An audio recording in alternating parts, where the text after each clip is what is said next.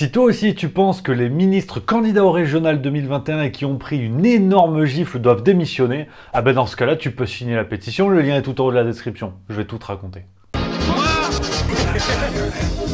Taisez-vous. Non mais cet homme est ahurissant. Porte-parole du gouvernement. Ce que vous venez de faire, c'est super.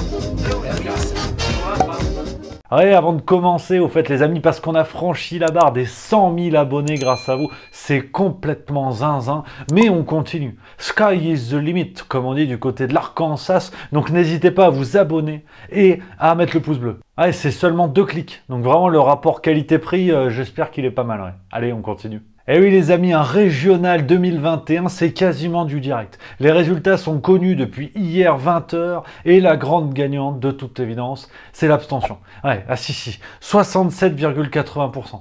Ah, ça fait mal, mais c'est pas le sujet. Parce que le rendez-vous est donné mercredi 23 juin à 18h pour le 8e épisode de La Farce Tranquille et on va analyser ça ensemble, on va prendre le temps. Ah, d'accord, ouais. Ah oui, tu l'auras compris, hein, le sujet de la vidéo aujourd'hui, c'est bien de parler de tous ces ministres et membres du gouvernement qui ont été candidats sur une liste La République En Marche et qui ont perdu. Ouais, mais bien perdu. Là, c'est le panier garni de la défaite. Oui, t'as un petit pot de confiture de branlée, t'as un paquet de biscuits à la défaite, t'as un petit bol de soupe à la grimace. Oh non, c'est bien, c'est un beau panier, ouais. Oh, le nulos, le nulos. Je souhaiterais... Oui, parce que sur les 43 membres que compte notre gouvernement, t'en as quand même 15 qui étaient en campagne, notamment les grands noms que tu connais. Hein. On a Marc Fesneau, qui est ministre chargé des relations avec le Parlement. Bon, bah lui, il était en centre Val-de-Loire. Il a fini 4e. Bon, c'est bien. T'as Brigitte Klinkert, elle est ministre déléguée à l'insertion. Bon, bah, elle a eu du mal à s'insérer sur le podium parce qu'elle a fini 4e, ça c'était dans le Grand Est. On a Geneviève Darrieussecq en Nouvelle-Aquitaine, elle est ministre déléguée aux anciens combattants, elle a fait 3e. Elle a plus de 15 points derrière le président sortant Alain Rousset du Parti Socialiste. Ah, ça pique, c'est un bel écart. Ouais, on est nuls, donc...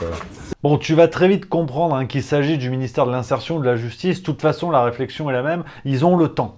Alors ils ont le temps. Non, il n'y a pas de problème. Ça va. Ministre, c'est pas...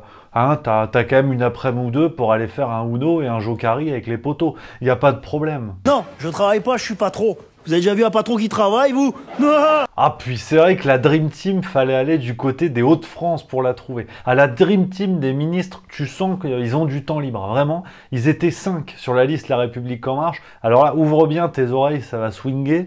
On avait Gérald Darmanin, ministre de l'Intérieur. Éric Dupond-Moretti, ministre de la Justice, Agnès Pannier-Runacher, elle est du côté de l'industrie. On avait également Alain Griset et Laurent Pietraszewski, la tête de liste. Donc là vraiment, c'est un cocktail, t'as du citron, t'as du sucre roux, t'as de la vodka, du gin, tu passes un bel été. Ouais, comme je te disais, hein, ministre de la Justice. En 2021 en France. Le gars, c'est quasiment un stagiaire. En termes de responsabilité, ça va. La délinquance en France, une paille. Mais il s'est dit, tiens, pourquoi pas aller faire des élections régionales avec pour promesse de campagne, on va casser la gueule au Rassemblement National. Donc je trouve que c'est bien. C'est bien pour les habitants des Hauts-de-France, tu vois, qui ont des problématiques un petit peu plus terre à terre, comme le sport, l'accès à la culture, l'emploi, les transports. Non, barrage Front National, ça c'est bien. Ça vous fera bouffer à la fin du mois et les gamins, ils iront faire l'école, c'est bien ça. Vous n'êtes pas là pour dire que ce que je raconte, c'est bidon. Si. Donc, sans grande surprise, hein, la liste La République En Marche dans les Hauts-de-France finit à 9,13%, moins de 10%. Je veux dire, c'est un yaourt allégé à ce niveau-là. Et donc, forcément, comme le score est inférieur à 10, ils ne pourront même pas aller au second tour. Ouais. Ah non, là, là tu t'as ramené la croupe à la maison. Hein. Et la petite pépite sur la liste des Hauts-de-France est tombée ce matin quand je préparais la vidéo. T'as Laurent Pietraszewski, la tête de liste, il a appelé à voter pour Xavier Bertrand, le candidat de la droite qui a fini premier pour l'instant au premier tour. Et il a dit non, barrage FN, nazi, tout ça. Sauf que Laurent Pietraszewski, il n'a pas calculé un truc. C'est qu'Emmanuel Macron, il est inscrit sur la liste des électeurs du Touquet. Et le Touquet, c'est dans le Pas-de-Calais. Ouais. Donc normalement, Emmanuel Macron devrait voter pour Xavier Bertrand.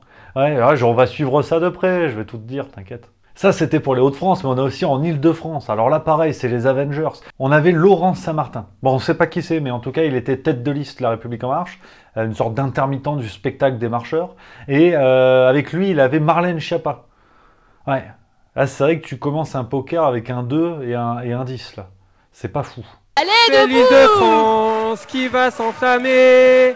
Bon, bah pareil, ils ont fait 4e à 11,76% et ils sont talonnés, hein, vraiment, ça se joue à rien, par Audrey Pulvar, qui a fait 11,07%. Ouais. C'est-à-dire que si un fauteuil rocking chair s'était présenté, ah les gars, ils tremblaient encore du fessier. Hein. Donc, on m'a dit tu vas aller à une émission sérieuse, tu vas pouvoir parler de politique. Enfin bref, tu l'auras compris, hein, cette histoire de ministres et membres du gouvernement candidats pour globalement prendre une énorme baffe.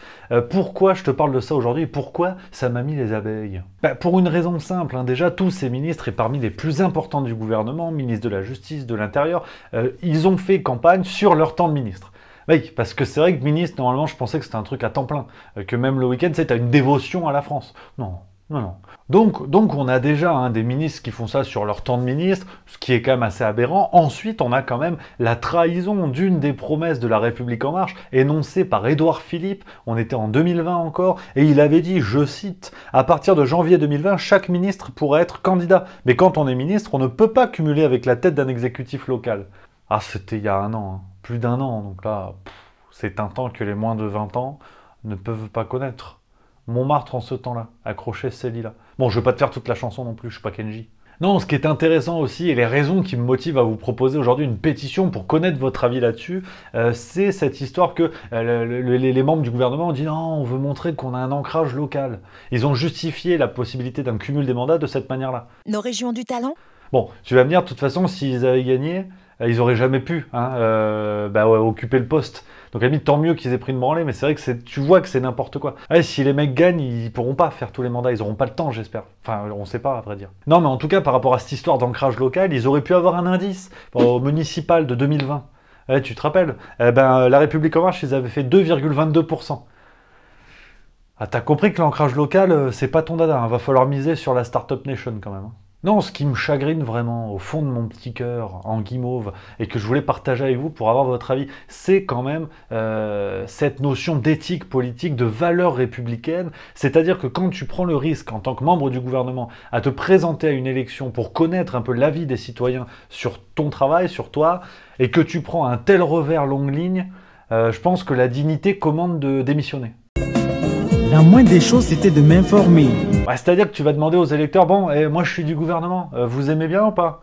9%. Ah bon, je vais peut-être faire autre chose du coup, peut-être me mettre au hula hoop.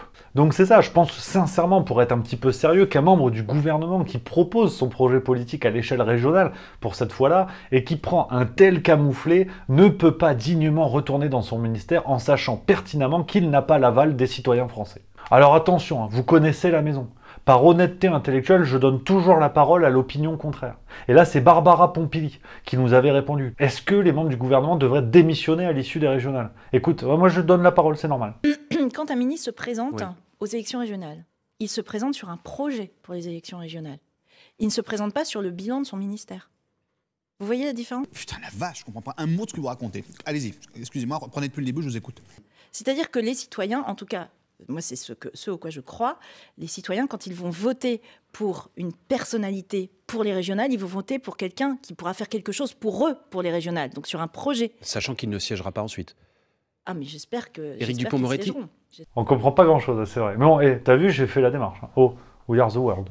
Donc voilà les amis, l'objet de cette vidéo, vous l'aurez compris, si vous aussi, vous demandez la démission des membres du gouvernement qui ont pris une énorme défaite, et c'est le cas des membres du gouvernement présentés en Ile-de-France qui n'iront même pas au deuxième tour, si vous aussi vous êtes pour la démission de ces membres du gouvernement, n'hésitez pas à voter la pétition, le lien est tout en haut de la description. Moi je me dis, si on est nombreux, si vous partagez ça partout, sur les réseaux sociaux, sur Twitter, sur Facebook, je compte sur vous les copains, eh ben peut-être qu'on aura plus de signatures que de gens qui ont voté La République En Marche. Ah là, ce sera implacable, comme disait Sébastien Chabal. Donc voilà les copains, vraiment je compte sur vous pour cette mobilisation. Je suis curieux de savoir combien nous sommes à penser ça, à défendre cette idée-là. En attendant, vous pouvez découvrir les autres vidéos juste mieux.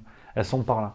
Et puis sinon, vous pouvez vous abonner, ça c'est très bien. Et puis là, c'est la fin de la vidéo. Mécaniquement, ça va s'arrêter. Parce que si ça continue que je suis plus là, ça n'a aucun sens.